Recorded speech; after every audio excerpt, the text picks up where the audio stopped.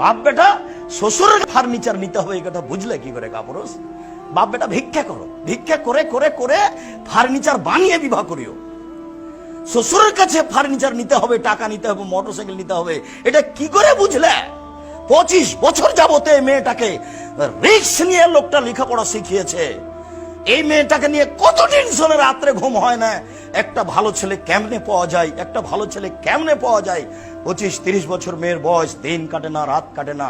এরপরে তোমার হাতে তুলে দিয়েছে একটু ভালো থাকবে বলে। 25 বছর রিস্ক নিয়ে মানুষ করার পরে তোমার কাছে তুলে দিতেই, ভোগ করার জন্য তুলে দেওয়া হয়েছে, তোমার কাছে তুলে দিয়ে দিই তুমি টাকা চাইলে কাপুরুষ ভিক্ষা করে খাও। দুনিয়া তো অভাব পড়েছে, ভিক্ষা করে খাও। যদি গ্রামে না দেয় তাহলে ট্রেন স্টেশনে চলে যাও। অনুমতি নাই। 4 শ্রেণীর মানুষের ইহকাল আছে, 4 শ্রেণীর মানুষের পরকাল আছে। তার একটি হচ্ছে বৈধ রুচি, আর একটি ছিল আমানতের রক্ষা। আব্দুল্লাহ ইবনে আমর রাদিয়াল্লাহু তাআলা আনহু বলেন, রাসূল সাল্লাল্লাহু আলাইহি সাল্লামকে জিজ্ঞাসা করা হলো, আইয়ুন-নাস আফজাল, আল্লাহ রাসূল মানুষের মধ্যে সবচেয়ে ভালো মানুষ কে? তখন তিনি বললেন, আত্তাকিয়ু ওয়ান-নাকিয়ু, স্বচ্ছ পরহেজগার। স্বচ্ছ মানুষ যেই সেই ভালো, পরহেজগার যে সেই ভালো।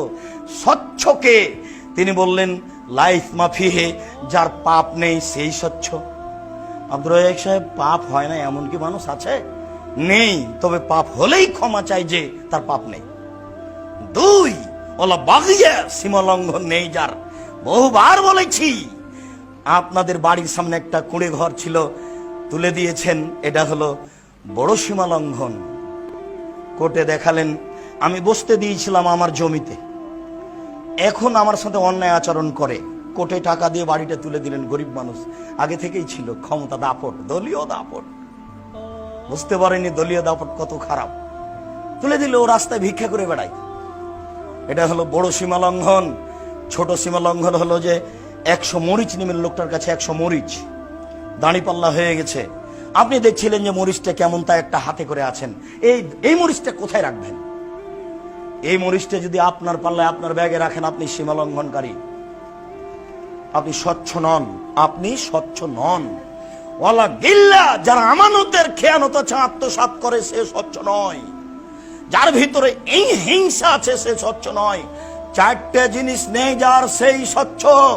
পাপ নেই যার, 1, 2 সীমা লঙ্ঘন নেই যার, 3 আত্মসাৎ নেই যার, 4 হিংসা নেই যার।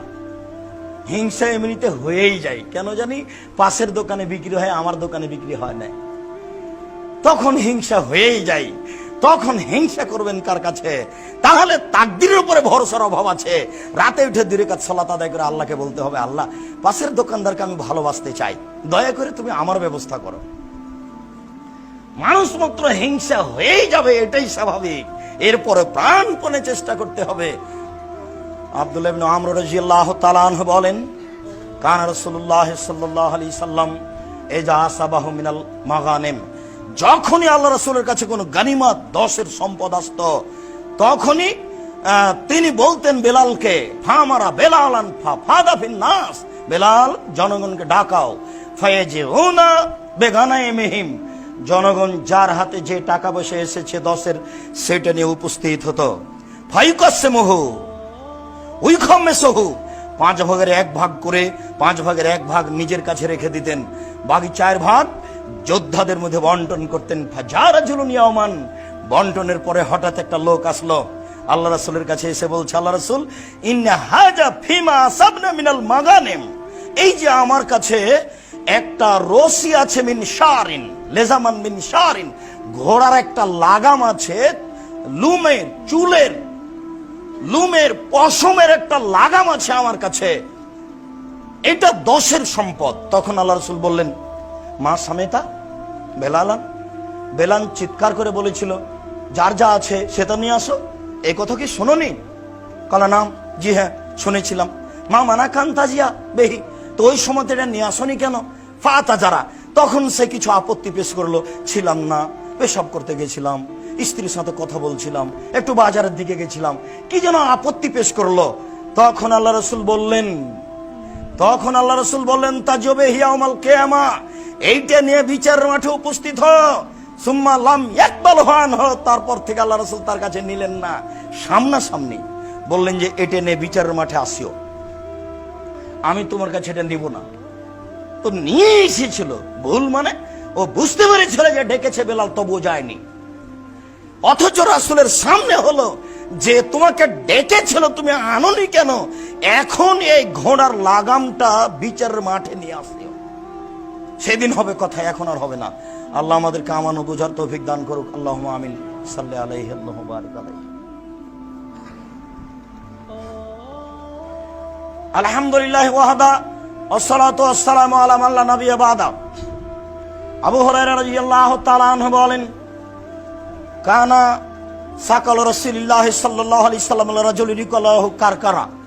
একজন লোকের কাছে আল্লাহ রাসূলের 10 সম্পদ জমা ছিল। ফামাতা ফাকাল রাসূলুল্লাহ সাল্লাল্লাহু আলাইহি ওয়াসাল্লাম ইন্নাহু ফিন্নার। লোকটা মারা গেল, তখন আল্লাহ রাসূল বললেন ও জাহান্নামে যাবে। ফাযাহাবু ইয়ানজুরু ইলাইহি।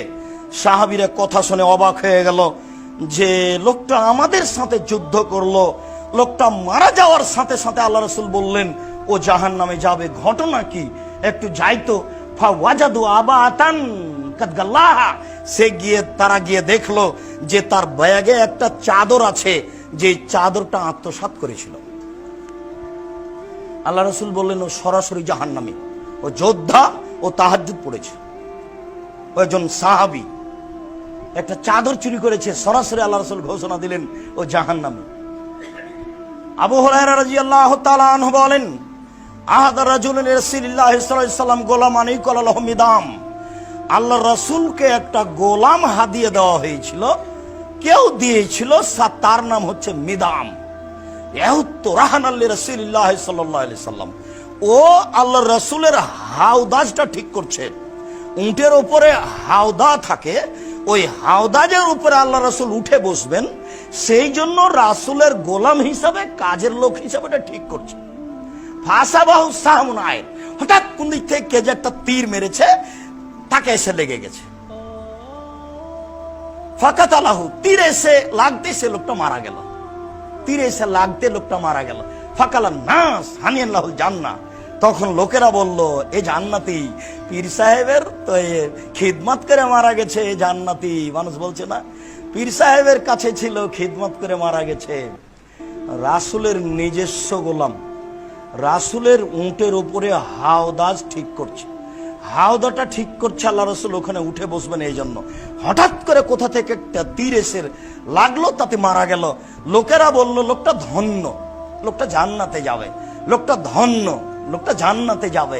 তখন আল্লাহ রাসূল বলছেন কাল্লা, কখনো নয়, ইনি রাইতুহু ফিন্নারে, আমি তাকে জাহান্নামে দেখছি।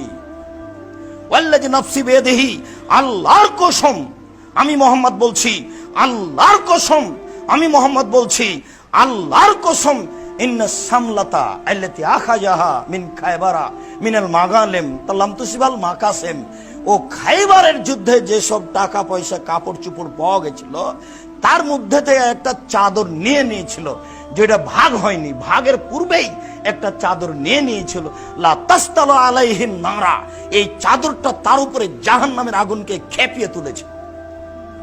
এই চাদরটাই তার উপরে জাহান্নামের আগুনকে খেপিয়ে তুলেছে। ফালাম্মা সামিয়া যালিকা নাস। যখন জনগণ এই কথাটা শুনলো, ফাজাবে সেরাকিন অসেরাকাইনে, তখন যার কাছে যা একটু ছিল, একটা জুতার ফিতা বা 2টা জুতার ফিতা, মানে একেবারেই কম, 2 টাকা 1 টাকা এরকম ছিল। এবার রাসূলের কাছে নিয়ে এসে বলছে, আল্লাহ রাসূল, এই জুতার ফিতাটা আমার কাছে থেকে গেছিল। আল্লাহ রাসূল, এই চাদরটা আমার কাছে থেকে গেছিল, আমি এটা অল্প মনে করেছি, 2টা খেজুর, এই 2টা খেজুর থেকে গেছিল, ভাগ করার আগে আমার কাছে থেকে গেছিল। আল্লাহ রাসূল বলছেন সেরাকুন ফিন্নারে ও সেরাকানে ফিন্নার। একটা জুতার ফিতা যে আত্মসাৎ করেছে সেও জাহান্নামে যাবে, 2টা যে করেছে সেও জাহান্নামে যাবে। এমপি, মন্ত্রী, চেয়ারম্যান, মেম্বার, মসজিদের মুতাল্লি, গ্রামের সরদার জানে না 10-এর পয়সা কি জিনিস। খুব কঠিন। 1 বস্তা গম, না না নয়, 1 বস্তা নয়, 1 কেজি, না না নয় 1 কেজি নয়, 100 না, 100 নয়, একটা গম। আপনার চোখের সামনে একটা গম 10-এর মধ্য থেকে আপনার গমের মধ্যে চলে এসেছে, এটা আপনি দেখলেন, আপনি চুপ থাকলেন। এখন যদি হজ করতে চলে যান, বাকি জীবন যদি কাঁদেন, এই পাপ ক্ষমা হয়ে যায়, তাহলে ইসলাম ধর্ম মিথ্যা। একটা গমের আত্মসাৎ যদি ক্ষমা হয়ে যায়, ইসলাম ধর্ম মিথ্যা। একটা গমের আত্মসাৎ যদি ক্ষমা